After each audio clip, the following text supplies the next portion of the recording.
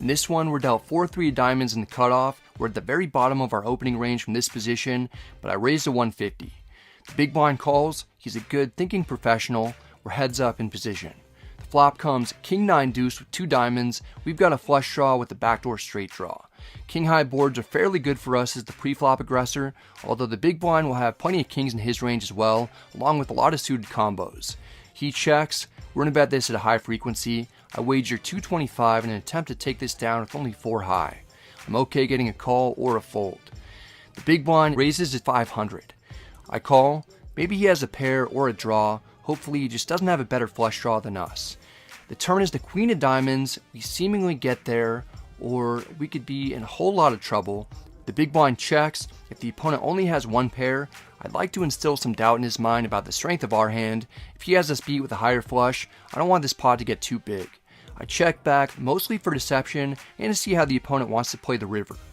The dealer puts out the 4 of hearts. We make an unnecessary pair, but I like that it's not another diamond. The big blind makes a small bet of 400. If he went with a larger sizing, I might just call. Since he went with the small sizing, it really feels like a blocker bet, and he's trying to get to showdown cheaply. We know what he's attempting to do. It's time to disappoint him. I raise it 2,000. It's 5 times his bet size, and it should once again be extremely confusing. The big blind is trying to Sherlock Holmes this and put all the clues together, but the check back on the turn was way too misleading. He doesn't believe that we've got it. He makes the call for 1,600 more. We turn over the baby flush, baby flush. The big blind takes a long time to process that he lost. He likely called our raise very light on the river with a hand that really only wanted to pay $400 to get to showdown, but we upsold him to extract the max. Varun likes it. Yeah. Sure. Had nothing to do with it. We're all having a great time hanging out and living the dream in Bobby's room. It's been a fun session. The only thing that I can think of that would make it better is pocket kings onto the gun. The only thing that might make it better from this point would be if the camera cooperated to get a clear shot of the Cowboys, but we're not able to get everything that we want. I kick things off with a raise to 125. When I raise from early positions, I tend to use a smaller amount, and then I'll raise to a slightly larger amount, occasionally from later positions, regardless of how strong the starting hand is. The player in middle position calls, the cutoff also calls. Our old nemesis is in the small blind, the one who stacked me last time I played high stakes. We've gotten the better of him today though, so maybe he's out for revenge. He 3-bets to 600. It's kind of a small sizing considering how many players have put money in so far, and the fact that the small blind will be playing from out of position. Kings is a great hand heads up. We want to get the middle position player and the cutoff out of there so that we can go mano y mano. I 4-bet to 2,000. This does the trick. The middle position player folds. The cutoff quickly folds as well. What didn't make the vlog is the fact that I just 3-bet this exact opponent light not long ago. It feels like I'm coming after him, and that assessment wouldn't necessarily be inaccurate, but we just happen to have a premium pocket pair at the moment. The small blind doesn't want to relinquish his hand just yet. He wants to go to war. Small blind calls for 1,400 more. We're heads up in position in what's already a big pot. The flop comes king 7-4 with 2 hearts. We've got top set and a 4-bet pot against someone that we have a unique dynamic with. He knows that I'm not happy about losing previously to him. He feels like today I've been bullying him. It's clear from the things that he said that he doesn't want to take it anymore, while I'm wondering how we should go about this in order to get all the $17,525 that we have in our stack into the pot by the end of the hand. Something insanely unexpected happens. I'm on. Call.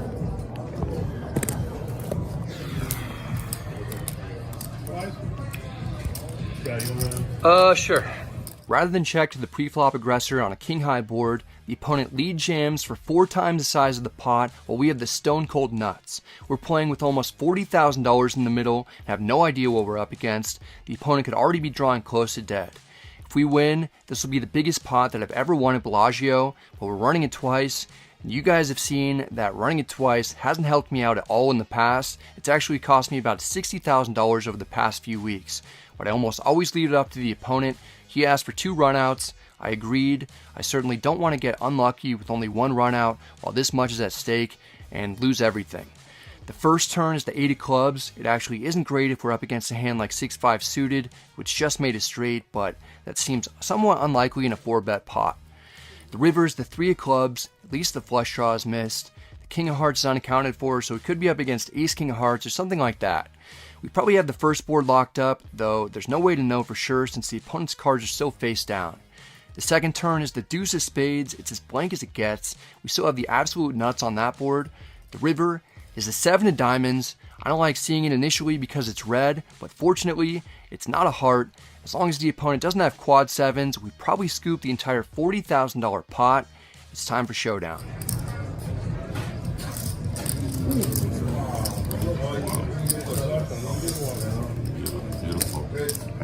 The opponent 4x jammed king queen of hearts. Finally running it twice doesn't come back to haunt me. We win the biggest pot that I've ever won at Bellagio and inside Bobby's room. I said in the last episode that bluffing off our stack with ace queen was just a marketing expense. Having that dynamic leads us to winning way more from the same opponent the very next time we play with him in one of the most unorthodox hands I've ever seen. Still, it was a sweat since the opponent had tons of outs with 4 opportunities to drill one, but we hold in a massive spot. I actually like the player a lot. He's a brilliant person who's done well for himself outside of poker, but today, I get the best of him to win back all the money he was keeping warm for me, and quite a bit more.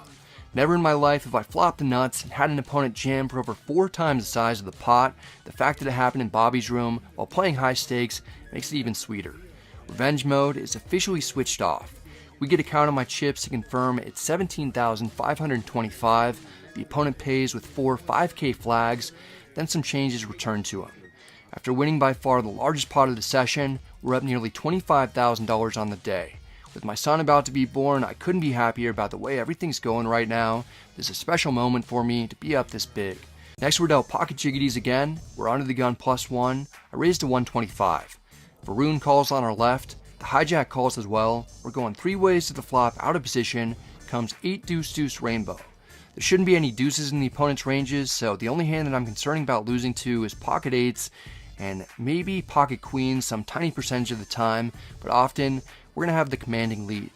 I bet 400 to deny equity from hands containing 2 overs. Varun understands that today is not a day that we're going to be losing pots. He folds. The hijack is newer to the table and hasn't fully realized that today's our day. He calls, which he might do with pretty much any pocket pair. We're heads up out of position. The turn is the 7 of diamonds. Pocket 7s improves. It's certainly a hand that the hijack could have, but we're probably still best. The opponent is none other than Dan Blufferino, so I check to him for pot control and to give him a chance to do what he does. He doesn't disappoint. He bets 900. I'm not 100% sure that we've got the best hand, but the confidence level's high. We're never folding. I call, mostly hoping for another deuce. The river's the 9 of spades instead. An additional pocket pair lower than ours improves to steal the pot. I check. The hijack immediately checks back. We turn over our hand. It's the winner. The opponent quickly mucks his cards face down. I played in this game a handful of times and felt like I was running slightly below average up until now.